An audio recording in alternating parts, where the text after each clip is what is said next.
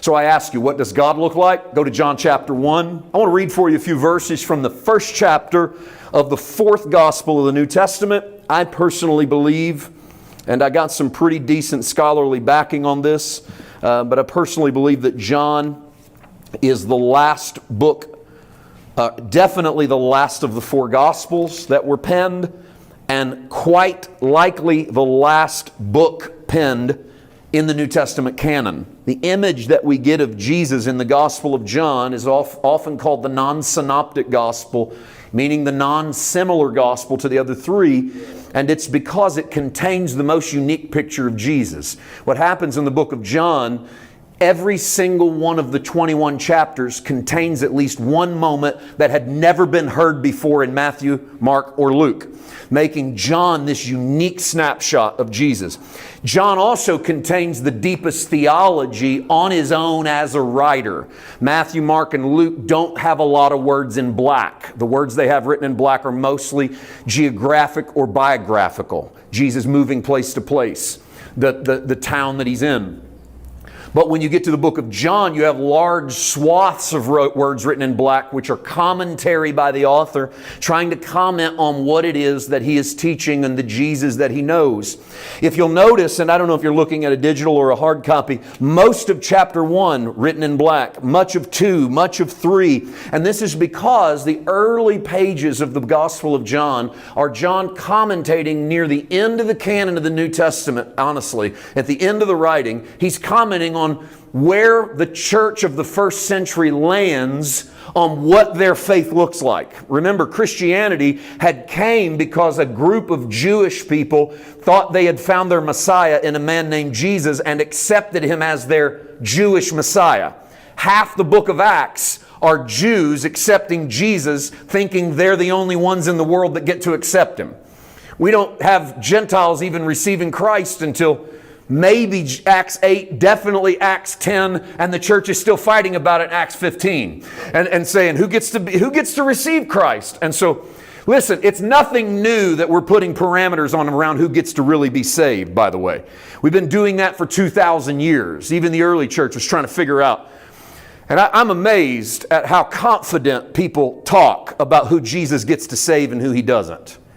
That's amazing to me. I've been in church my entire life, and I've heard people so confidently talk about who's in, who's out, who's going to heaven, who's going to hell, who's saved, who's lost. I go, man, I thought God was the judge and Jesus was the way in. I'm going to let Jesus take care of all of those issues. I'm not going to try to determine who in this room knows him versus doesn't know him, who's really saved, who's really lost, who gets to go to heaven, who goes to hell. All I know is that I'm to be an emissary of the King. I'm here to disciple and to be a disciple. This hit me on this off book just a second. This hit me today, and I was just kind of wrestling with this in my mind. John the Baptist came in the spirit and power of Elijah. That's something we'll probably get into before the weekend's over. But John the Baptist, it just struck me. It was like the Father began to speak in my heart today. The role of John the Baptist is a role of discipleship because John the Baptist deflected the glory and said, there's one coming after me I want you to look at. And I think that that's my role and that's your role and that's your role and that's your role is to point to the one beyond you. That's it. That's it. We got to quit looking for the next hero preacher and the next hero pastor. Right. And oh man, did you hear that guy this week that they had in revival? I'm going to buy all his stuff, listen to him. He's the one that God's sending in this hour. Wrong. Jesus is the one God has sent for every hour. We are simply deflecting people back to Jesus. That's why I can't judge you. I can't judge you as a holy person, as a righteous person, as a spiritual person. Those are words we love to use in our vernacular. I'm real spiritual. I can't judge your spirituality. The only judgment I can make would be through the eyes of the flesh. That's right. And through the eyes of the flesh, I can't possibly see you in the realm of the Spirit. However, the eyes of the flesh can be a window to what's going on in the Spirit. Although I see through your glass darkly, guaranteed. Who we don't see through darkly is Jesus. Because He has no agenda. There's nothing hidden.